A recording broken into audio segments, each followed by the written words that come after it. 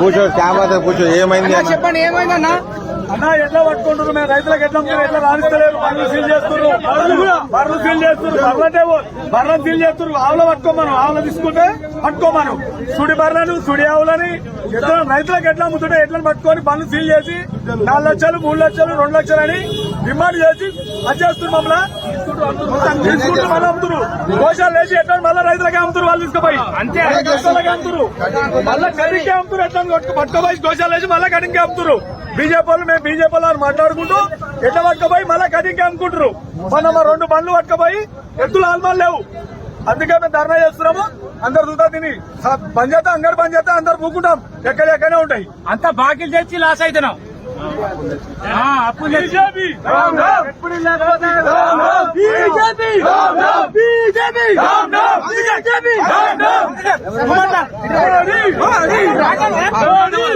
చాలా మంది ఎమర్జెన్సీ ఉంటుంది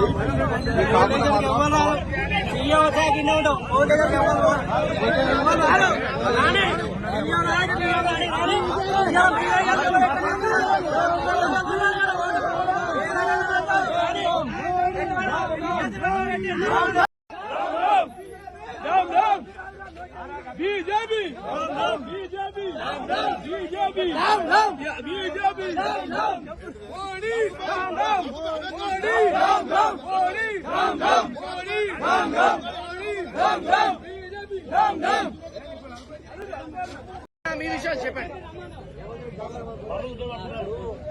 ఇప్పుడు ప్రజల విషయం ఆలోచించాలి, ప్రజలు ఎలా బతకాలి, ఏం చేయాలని చెప్పాలంటే ఇంత మాత్రం ఆలోచన లేని వ్యవస్థ, ఒక వ్యవస్థ పోయి వ్యవస్థ పడతారు, ఈ వ్యవస్థ పెట్టడు.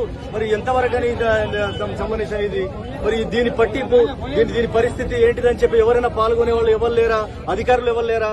అధికారుల విషయంలో ఏమైనా ఉంటే మాత్రం పూర్తిగా రైతులను నిలబెట్టి మీరు ఇలా చేయాలండి, అలా చేయాలండి, కొనుగోలు ఇలా చేయాలి, అమ్మేవాళ్ళు ఇలా ఉంటారు, కొనేవాళ్ళు ఇలా ఉంటారు అని చెప్పనుకొని వాళ్ళ పరిస్థితి ఏంటిదో, వాళ్ళ బాధ ఏందో అరుసుకోవాలి.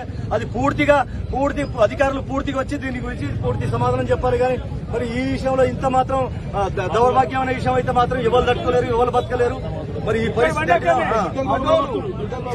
చాలా ఇప్పుడు ఎందుకైనా మంచిది. ఇప్పుడు కొన్నాళ్ళు ఏమన్నారంటే తెల్లగొడ్లు అమ్మొద్దు, కొనొద్దు అని చెప్పంటే దాన్ని క్రమశిక్షణ తీసుకోవాలి. కానీ బర్రె దుడ్డలు గాని బర్రెలు గాని మరి ఇటువంటి పొజిషన్ లో ఏమైనా బర్రెలు గాని గొడ్లు గాని ఇంటి ముందు సత్తాయి. మరి పనికిరాని వాటికి ఇంటి ముందు వస్తుంది. ఇంటి ముందు చనిపోయిన వాళ్ళకు ఇంటి ముందు చనిపోయిన దానికి మరి వాళ్ళు వచ్చి ఏమైనా తీసుకుపోయి ఏమైనా బొంద పెడతారా?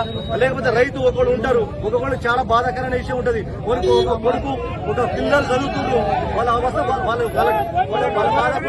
వాళ్ళ బాధ కోసం ఏమైనా అమ్ముకుంటారు, వాళ్ళ ఖర్చులు ఎలా తీసుకుంటారు, ఎటుపడి రోజులు రైతుల విషయం ఇది. మరి రైతులు చాచిన కొట్లే తప్ప బీజేపీలు చాచిన కొట్లు ఏమైనా అమ్ముకుంటారా? మరి ఏదంతో ఎటు అర్థం కాని పరిస్థితి అవుతుంది. దీన్ని అధికారులు వచ్చి మాత్రం దీని పూర్తి విషయంలో పూర్తి సమాధానం చెప్పేంత అవసరం ఉంది. మీరు ఎవరైనా ఎంతైనా వచ్చి మీరు స్పందించాలని చెప్పని కోరుకుంటున్నాను. ఇది हमारा माल लूटा जा रहा है। यहाँ पर हम लोग काला माल भी लिए रहे तो पकड़ ले रहे हैं, बाजार के बाहर पकड़ ले।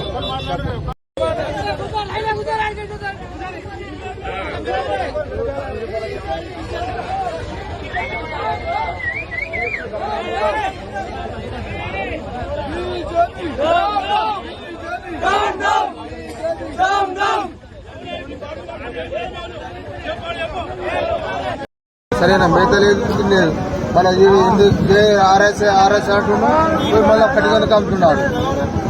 బతకాలంగా మరి రేవంత్ రెడ్డి ఇస్తాడా మరి ఎవడో వచ్చి నాకు 60,000 రూపాయలు ఇస్తాడు.